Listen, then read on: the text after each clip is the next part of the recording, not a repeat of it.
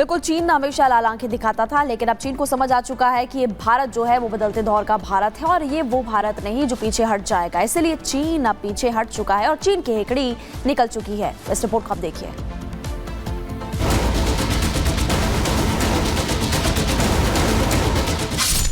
LAC पर भारत का दबदबा। देवसांग में हिंद की सेना का जलवा। एलएसी में देवसांग वो इलाका है जहां से चीन की सारी हरकतें शुरू हुई और आज चीन की इन्हीं हरकतों को कुचलने के बाद भारत की सेना उसी देवसांग में गश्त कर रही है। पूर्वी लद्दाख में सैनिकों को पीछे हटाने के लिए भारत और चीन के बीच समझौते का असर अब साफ तौर पर दिखने लगा है। सेना ने खुद अपनी इस कामयाबी की जानकारी सोशल मीडिया पर शेयर की है। देवसांग और डेमचोक में सैनिकों की वापसी के लिए गश्त फिर से शुरू करने के लिए भारतीय और चीनी पक्ष के बीच बनी सहमति के बाद भारतीय सेना ने आज देवसांग में गश्त बिंदुओं में से एक पर सफलतापूर्वक आयोजित की। यह एलएसी पर शांति बनाए रखने की दिशा में एक और सकारात्मक कदम है। इससे पहले 1 नवंबर को डेमचोक में सैनिकों की वापसी और पेट्रोलिंग शुरू हुई थी। इस पेट्रोलिंग में भारतीय सैनिकों के साथ चीनी सैनिक भी थे। वहीं सोमवार से देवसांग में भी पेट्रोलिंग पहले की जैसी शुरू हो गई। पहली पेट्रोलिंग टीम सुबह रवाना हुई और दोपहर तक वापस लौट आई थी। यह एलएसी पर शांति और सौहार्द बनाए रखने की दिशा में एक और सकारात्मक कदम है। आपको बता दें कि पेट्रोलिंग में सैनिकों की संख्या 10 से 15 के बीच थी। सहमति में शर्त नहीं थी कि कौन कितनी बार पेट्रोलिंग करेगा और पेट्रोलिंग में कितने सैनिक होंगे, लेकिन यह सहमति बनी है कि सैनिकों की संख्या बहुत ज्यादा नहीं रखनी है। पेट्रोलिंग पर जाने से कम 1 दिन पहले भारतीय और चीन के सैनिक एक दूसरे को इसकी जानकारी देंगे। किस एरिया में कितने बजे पेट्रोलिंग के लिए जा रहे हैं ये भी बताना होगा। एलएसी पर चीन अब वो हिमाकत करने की बिल्कुल भी नहीं सोच पाता जो हरकतें वो अब तक करता आ रहा था, क्योंकि अब ड्रैगन के फन को काबू में करने का तरीका हिंद की सेना जान चुकी है और ये तो चीन भी समझ चुका है कि ये नया भारत है। Bureau report, Republic Bharat. और अब बात करेंगे छठ महापर्व की। छठ महापर्व आज से शुरू हो रहा है और लोगों में काफी ज्यादा उत्साह भी देखने को मिल रहा है। लेकिन दिल्ली की बात करें तो दिल्ली में खूब राजनीति हो रही है और दोनों के दोनों दल यानी कि भारतीय जनता पार्टी और आम आदमी पार्टी एक दूसरे पर हमला कर रहे हैं। बिल्कुल, और हमला भी इस कदर कर रहे हैं कि आलम ये पहुंच गया है कि दोनों में से कोई भी झुकने को तैयार है ना। आम आदमी पार्टी ना बीजेपी, दोनों ही झुकने को तैयार नहीं है और दोनों ही दलों के जो नेता है वो एक दूसरे पर आरोप प्रत्यारोप लगा रखे हैं। और ये जो खींचतान है, यहाँ पर कहीं इस खींचतान के बीच जो लोगों के मुद्दे हैं वो कहीं गायब से नजर आ रहे हैं। रिपोर्ट आपको दिखाते हैं।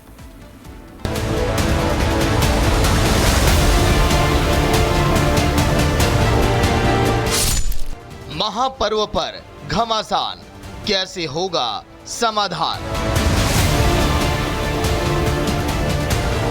बीजेपी और आम आदमी पार्टी में ठनी आस्था पर तनातनी।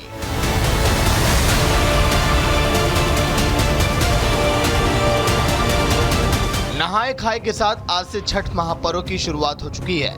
इस त्योहार में डूबते हुए सूर्य को अर्घ्य देने का विशेष महत्व है। गुरुवार की शाम को देश भर के घाटों से डूबते हुए सूर्य को अर्घ्य दिया जाएगा, लेकिन दिल्ली में छठ को लेकर राजनीति का सूरज 7वें आसमान पर है। महापर्व को लेकर राजनीति जोरों पर है। आम आदमी पार्टी पर बीजेपी लापरवाही का आरोप लगा रही है, तो वहीं आम आदमी पार्टी मामले पर पॉलिटिक्स करने का आरोप लगा रही है। भक्त अपनी प्रबल आस्था के साथ घाटों पर पहुंचने की तैयारी कर रहे हैं। भक्तों को कोई असुविधा ना हो, इसके लिए दिल्ली सरकार कमर कस चुकी है। इसका दावा है कि इस बार छठ महापर्व और भी शानदार तरीके से धूमधाम से मनाया जाएगा। छठ का त्योहार हमारे पूर्वांचली भाइयों और बहनों के लिए सबसे महत्वपूर्ण त्योहार होता है। 2014 तक पूरी दिल्ली में मात्र 60 जगह छठ की पूजा होती थी जो सरकारी तौर पे आयोजित होती थी, लेकिन मुझे खुशी है इस बात की कि आज 1000 से ज्यादा लोकेशंस पर दिल्ली सरकार द्वारा ऐसे शानदार छठ घाट बनाए जा रहे हैं। लेकिन बीजेपी, आम आदमी पार्टी और दिल्ली सरकार को बख्शने के मूड में नहीं है। बीजेपी का कहना है कि छठ पर इस बार दिल्ली जिस तरह की अव्यवस्था से गुजर रही है, इतिहास में ऐसा कभी नहीं हुआ। आतिशी जी को जरा भी संकोच नहीं होता है इस तरह का झूठ बोलने में।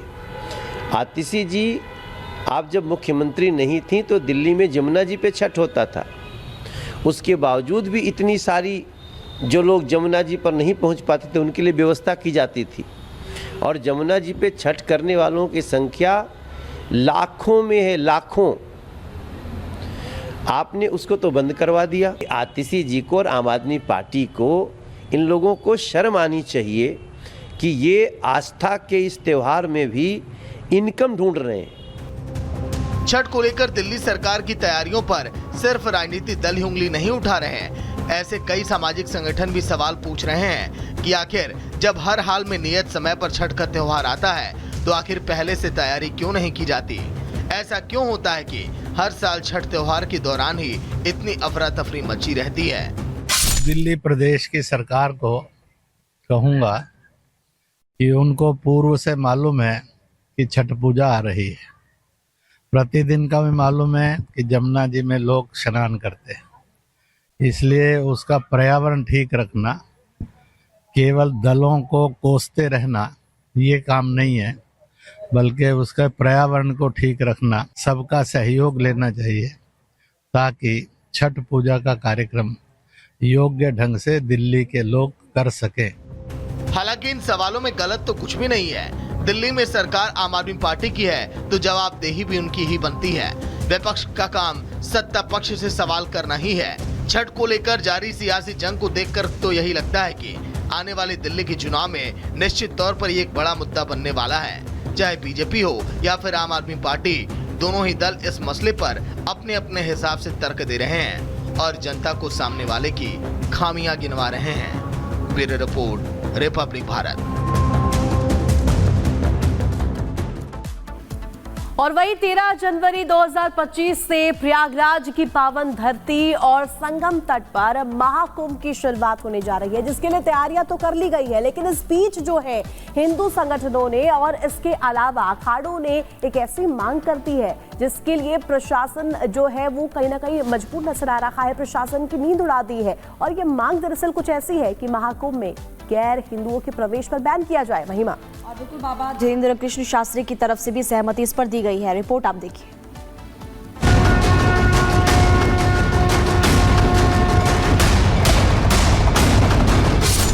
सनातन की लड़ाई महाकुंभ तक आई। आस्था की डुबकी, जिहादी सोच पर वार।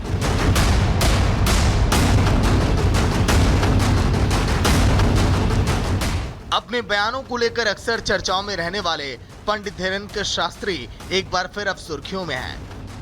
महाकुंभ को लेकर अखाड़े के सुझाव पर धीरेन्द्र शास्त्री ने मुहर लगा दी है। उन्होंने कहा है कि महाकुंभ से अल्पसंख्यकों का प्रवेश वर्जित रखना चाहिए। महाकुंभ में उन्हें दुकान भी नहीं देना चाहिए। जो सनातन धर्म के बारे में नहीं जानता हो वह महाकुंभ में दुकान कैसे संचालित कर सकता है। जैसे इनका कोई आयोजन होता है, जैसे इनका मक्का मदीना है, वहाँ पर तो सनातनी हिंदुओं की दुकानें नहीं है, वहाँ तो आप लोगों को जाने नहीं मिलता ना। वहाँ भगवा रंग के कपड़े भी मक्का मदीना में प्रवेश नहीं कर सकते पहन करके, रोक है उस पर। तो फिर मेरे अंगने में तुम्हारा क्या क्या है। हालांकि बाबा बागेश्वर ने साफ कर दिया है कि वो किसी धर्म के खिलाफ नहीं है। उनका मकसद सिर्फ अपने धर्म की रक्षा करना और उसकी पवित्रता को बनाए रखना है। हम मुसलमानों के खिलाफ नहीं हैं, हम केवल अमानवीय कृत्य, थूक कांड करने वाले, पेशाब कांड करने वालों के खिलाफ फतवा जारी नहीं हुआ, इस दोहरी मानसिकता के खिलाफ हैं। भले ही पंडित धीरेन्द्र शास्त्री अपने बयान को किसी धर्म के खिलाफ ना मान रहे हों, लेकिन उनकी विचारधारा के खिलाफ धड़े ने उनके टिप्पणी के खिलाफ मोर्चा खोलने में देर न लगाई। धीरेन्द्र शास्त्री के बयान पर सपा सांसद डिम्पल यादव ने कड़ी आपत्ति जताई। साथ ही ऐसे फैसले को गंगा जमुना तहजीब के खिलाफ बताया। तो मैं समझती जो गंगा जमुनी तहजीब है हमारे देश की, कहीं ना कहीं ये लोग इस सेकुलर फैब्रिक को कहीं ना कहीं तहस नहस करना चाहते हैं। तो कहीं ना कहीं ये संविधान के विरुद्ध बातें आज ये लोग कर रहे हैं, क्योंकि ये नहीं चाहते हैं कि देश संविधान से चले। ये अपने मन से, अपनी मनमानी से देश को चलाना चाहते हैं। धीरेन्द्र कृष्ण शास्त्री के बयान पर शुरू हुई सियासत निश्चित ही आने वाले समय में बड़ा रूप लेने वाली है, क्योंकि इस बार महाकुंभ में हिंदू संगठन भी पूरी तैयारी के साथ मैदान में है। उनकी तरफ से यह भी साफ कर दिया गया है कि महाकुंभ में दूसरे धर्म से जुड़े लोगों की एंट्री पर बैन लगाया जाए। साथ ही किसी दूसरे धर्म से जुड़े लोगों की दुकानें लगाने पर भी पाबंदी लगे। ऐसे में इस बात से इनकार नहीं किया जा सकता कि जल्द ही इस मामले पर राजनीतिक जंग अब तेज होने वाली है। Bureau report, Republic Bharat. तो देखिए बागेश्वर के गैर सनातनियों के नो एंट्री वाले फरमान के बाद घमासान भी मचा हुआ है और सियासत भी जमकर हो रही है। लेकिन अब आपको ग्राफिक्स के माध्यम से कुछ डिटेल्स महाकुंभ को लेकर दे देते हैं। 13 जनवरी से महाकुंभ की शुरुआत हो रही है। हिंदू धर्म में महाकुंभ का विशेष महत्व होता है, बहुत महत्व इसका माना जाता है। लाखों करोड़ों हिंदू जो है इसमें शामिल होते हैं, भीड़ यहाँ पहुंचती है। इसके अलावा महाकुंभ में स्नान का विशेष तौर पर महत्व होता है। ये माना जाता है कि जो स्नान कर लेता है महाकुंभ में, उसकी जो तमाम मनोकामना है वो पूर्ण हो जाती है। 40 करोड़ से ज्यादा लोगों को के आने का अनुमान जताया गया है। इस बार महाकुंभ में दुनिया भर से लोग पहुंचते हैं, यानी कि यहाँ भारत से ही नहीं विदेशों से भी लोग पहुंचते हैं महाकुंभ में शामिल होने के लिए। कई प्रमुख और धर्मगुरु इसमें शामिल होते हैं। तो देखिए लगातार ये जानकारी हम आपको दे रहे हैं। 13 जनवरी से महाकुंभ की शुरुआत हो रही है, तैयारियां पूरी कर ली गई है। लेकिन जो ये मांग है गैर सनातनियों के एंट्री पर बैन को लेकर के, इससे कहीं ना कहीं घमासान मचा हुआ है। अगली खबर के लिए महिमा का रुख कर लेते हैं। आगे बढ़ते हैं, बात आगरा की करेंगे क्योंकि कल एक खबर सामने आई थी कि MiG-29 लड़ाकू विमान आगरा में क्रैश हो गया। लेकिन गनीमत ये रही कि पायलट ने कूदकर अपनी जान बचा दी। कुछ तस्वीरें भी सामने आई है, आपको उस रिपोर्ट के जरिए दिखाते हैं।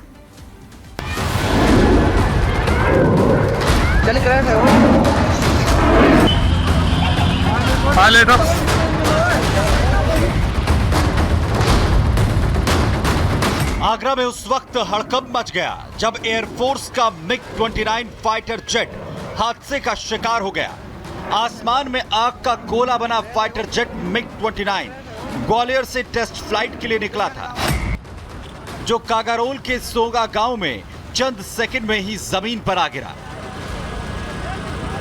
जैसे ही विमान में आग लगने और जमीन पर गिरते हुए आसपास के गांव वालों ने देखा तो हड़कंप मच गया।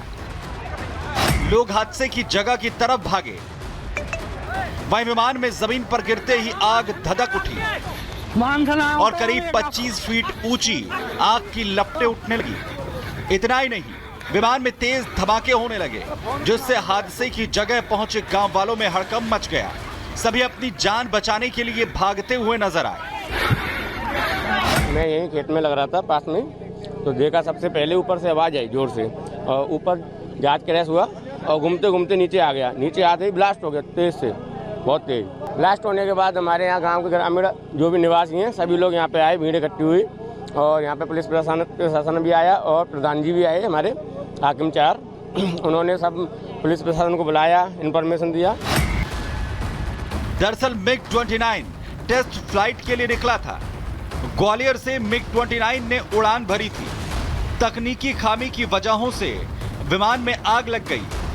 जिस दौरान ये घटना हुई उस वक्त विमान में 2 पायलट मौजूद थे। दोनों पायलटों ने सूझबूझ दिखाते हुए विमान को खुली जगह पर ले गए।